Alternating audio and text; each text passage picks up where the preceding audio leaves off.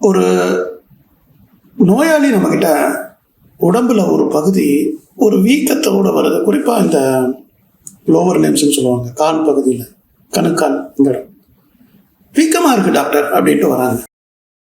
இப்படி பார்த்த உடனே கால் வீங்கி இருக்கு, என்னடா அது கால் வீக்கமாக இருக்கு அப்படின்னப்போ பல்வேறு நோய்கள் இதுக்கு காரணமாக இருக்கலாம்.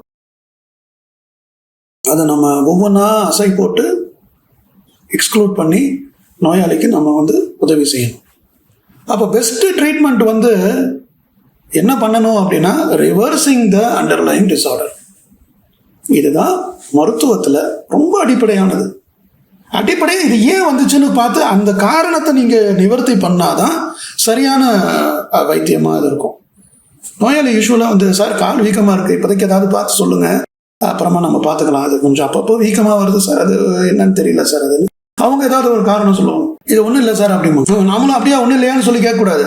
நாம் ஒரு புள்ளியில தான் தெளிவாக இருக்கணும். இதுக்கு அடிப்படை காரணத்தை கண்டுபிடிச்சு சரி பண்ணணுங்கிறதுல ரொம்ப தெளிவாக இருக்கணும்.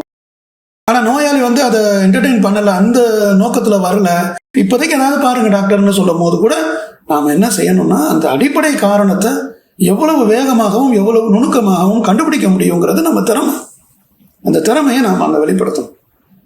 நோயாளி சொல்லிட்டாங்கிறதுக்காக நாமளும் ஒரு மாத்திரை மருந்தை கொடுத்து சரி போயிட்டு வாங்கன்னு சொல்லக்கூடாது. அடிப்படை காரணத்தை கண்டு அறிவது தான் நல்ல மருத்துவருக்கு அடையாளம். அதான் பெஸ்ட் ட்ரீட்மெண்ட். அண்டர்லைங் டிஸார்டரை ரிவர்ஸ் பண்ணணும். ஏதோ ஒரு காரணத்துக்காக அது வந்திருக்கு, அதை திருப்பி நம்ம பழைய நிலைக்கு கொண்டு போகணும். So diagnosis of the cause is a primary first step in treatment. முதல்ல அதுதான் செய்யணும். ஆனால் அதுக்கு அடுத்த சில வகையான நோய் நிலைகளை புரிந்து கொள்வதற்கான அந்த வழியில் போகிற போது நமக்கு சில முறைமைகள் மூலமாக அந்த அந்த வீக்கத்தை நம்ம குறைக்க முயற்சி பண்ணலாம். அதில் ஒன்று சோடியமை குறைக்கிறது, உணவில் உப்பை குறைக்கிறது.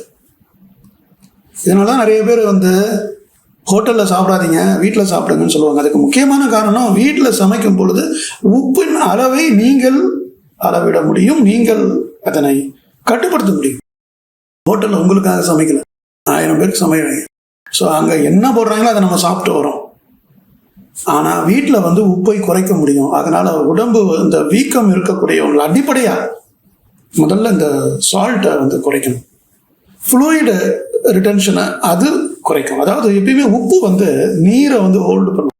ஸோ உப்பு அளவை குறைக்கணும். அந்த நீரை ஈர்த்து வச்சிருக்கிற அந்த தன்மை குறையிறதுனால அது ஒரு வகையில் உதவ முற்படும்.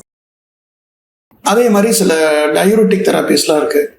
ஆனால் எது இருந்தாலும் சரி, டயூரிட்டிக்ங்கிறது சிறுநீரகத்தில் சிறுநீர் அதிகமாக வெளியேறுறது. ஆனால் இதெல்லாம் பாதை தான். அடிப்படை என்னன்னா காரணையை கண்டுபிடிச்சு அதை சரி செய்யாது. ஸோ இந்த காணொலியில் முக்கியமாக நாம் மருத்துவர்களுக்கு சொல்லக்கூடியது, நோயாளியுடைய வேகத்துக்கும் நோயாளியுடைய எதிர்பார்ப்புக்கும் நாமும் அதுக்கு ஒரு வழியில் போகக்கூடியவர்களாக ஆகக்கூடாது. நமக்கென்று ஒரு தெளிவு நிலை வேண்டும். உடல் வீக்கம் உள்ள நோயாளிகளை சரியாக நாம் வைத்தியம் செய்ய வேண்டும் என்றால் அதற்கான அடிப்படை காரணம் என்ன என்பதனை அறுதியிட்டு கண்டுபிடித்து அதனை நாம் நிவர்த்தி செய்யும் பொழுதுதான் நம்முடைய வைத்தியம் சரியான வைத்தியமாக, தெளிவான வைத்தியமாக, நியாயமான வைத்தியமாக, உண்மையான வைத்தியமாக அமையும். நான் டாக்டர் செல்வன். நன்றி.